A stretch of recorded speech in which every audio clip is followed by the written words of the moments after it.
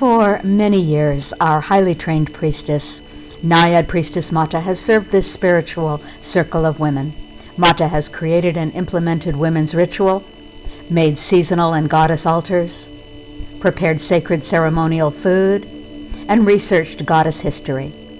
Following is Priestess Mata's sharing on the ancient goddess Diana for our holy day of Spring Equinox, honoring sisterhood and the goddess Diana. Thank you, Priestess Mata.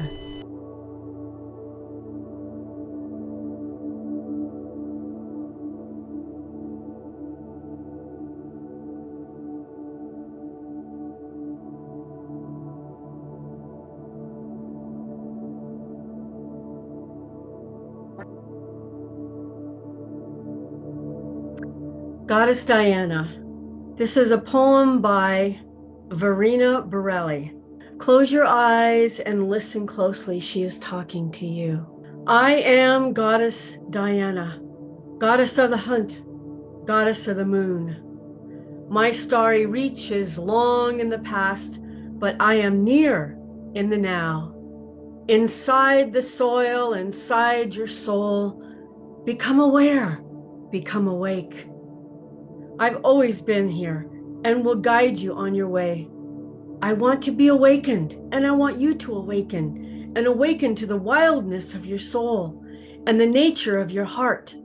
I want you to liberate your brain so your mind flies free like the birds in the woods and the eagle in the sky. I want you to unlock the door from your limiting box so that you can meet the shelter of the now. I want you to explore the woods and discover new territories and reclaim forgotten lands. Find your freedom in your forests. I want you to run with the dogs and play with the moon and reach for your goals. Shoot for the stars. I want you to cuddle with the bears and dance with the deer. I want you to bask in the beams of the waxing moon and grow to your fullest life. I want you to live your wild side and to explore your nature, your truth, your soul. Pasapi. So as that washes over you, we look at these beautiful images of Goddess Diana as I share a bit about mythology and archetype, the pre-Hellenic and classical myths about Diana, their significance and importance, and Diana as our guide into the Aquarian age. Astrological Diana, the asteroid goddess Diana. Blessed be the goddess Diana. The pre-Hellenic myth, the goddess untamed, nature, fertility in the moon, protectress of animals in childbirth. Artemis lived with her nymphs amid the thick wild growth where animals joined freely in her games and ecstatic dances. She loved new life. She always heard the moans of women giving birth and went to assist. She's called Lady of the Beasts, in harmony with them, in sharp contrast to later images as huntress with her killed prey, as you see here with the bows and the arrows and the dogs, the hunting dogs. Well, she always had her hounds with her. She helped children and animals with their birth with herbs, especially mugwort. She is called a fertility goddess, a goddess of the waxing moon. With sisterhood, dancing festivities started when the moon was young and continued until the night before the full moon. Then Diana's dances reached their climax. Diana's friends, animals, mortals, and immortals built a circle around a large tree. In the silvery moonlight, the dancing goddess touched the tree with her hands so that blossoms unfolded and turned into ripe fruits that she harvested to feed her friends and herself. Then the wild dance intensified. You can just imagine. Here we are, the sisterhood gathering together under the moon, under this beautiful moon and this beautiful spring equinox. the classical Olympian myths. She was Apollo's sister, goddess of the hunt, warrior goddess, protectress of girls still, goddess of the moon and childbirth. In her origins, the goddess was rooted in a culture where a matrifocal cosmology was the common worldview, and a life in harmony with natural cycles in Mother Earth. We are familiar with this. The body, nature, source, and spirit were considered honored as union, integration instead of separation. Destroyed and displaced and disempowered by conquerors and subsequently replaced by male gods. Her images and her statues were broken in the Celtic stories, or rather their spirituality. They used the bow and arrow early on in the year to shoot their intentions out to the future, to land where they need to land. Very similar to what we are doing here in planting seeds for this spring equinox period, the next 3 months, is that we're seeding our intentions and our goals in the energy of this spring equinox balance, in these energies of the planets and of our planet as we turn and move through the wheel.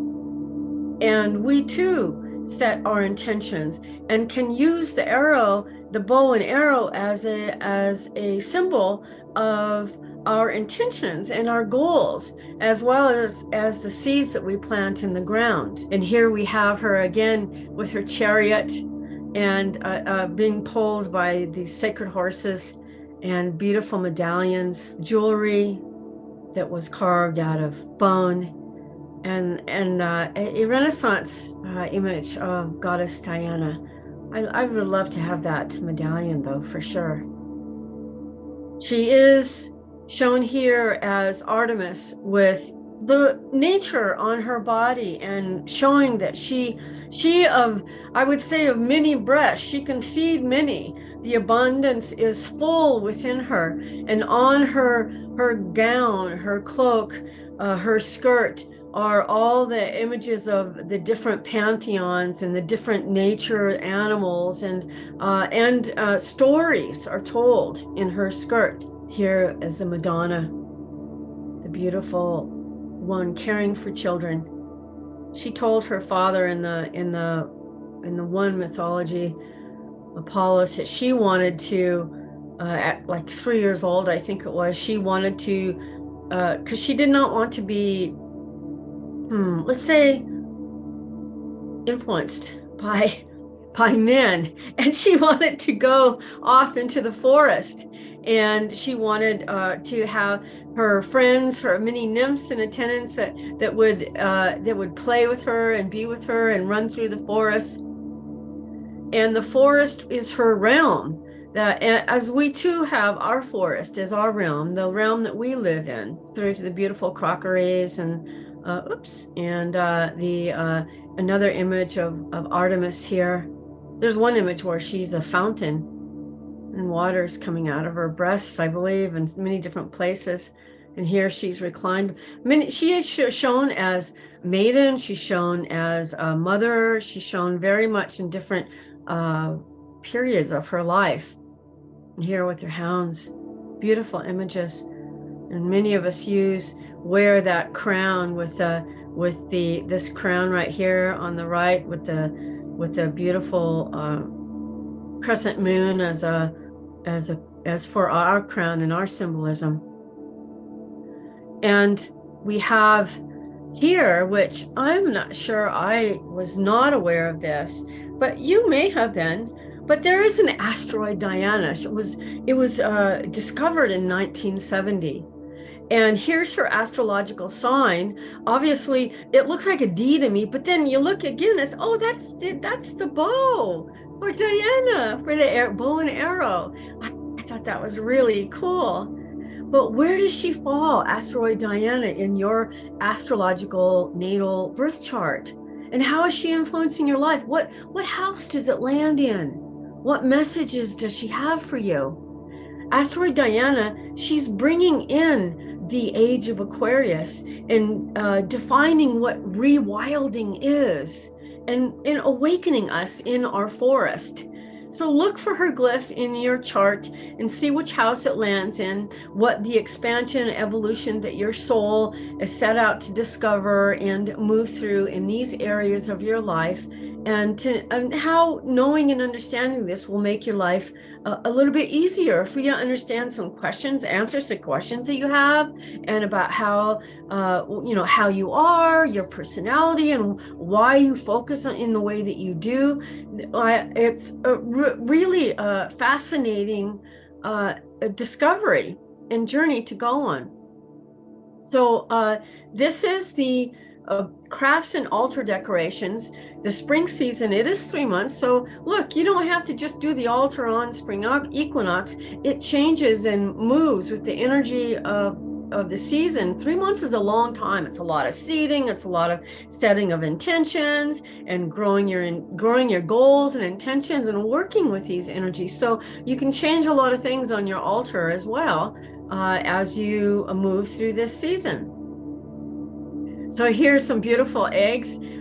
Eggs, of course, always eggs and hairs, but I loved this one on the right with using the egg as a little planting vessel and putting some seeds in it. It's just so it's so natural, right? And very powerful and beautiful. And here we see that people have made, different women have made hangings. You can hang this on your door, you could hang it on your altar somewhere or in your house somewhere, and a wreath or a crown that you could make, and just many of these items you can get at like a dollar store. Here's a beautiful ball on the left, and that's decorated ornament, and then on the right is a mirror that has been a frame mirror that has been decorated. Just to remember that you can keep this going for the next 3 months, and I appreciate the opportunity to share with you my upcoming events. I have the new moon intentions and full moon magic. If you haven't heard about them, just email me at mata@diviningarts.com, or just go to my website, diviningarts.com, and message me there. And I'm announcing the launch of Signs, Symbols, and Archetypes, which it's a free monthly 1-hour event exploring magic and messages within signs and symbols and archetypes to guide and reveal your inner soul's destiny of expansion. Blessed be.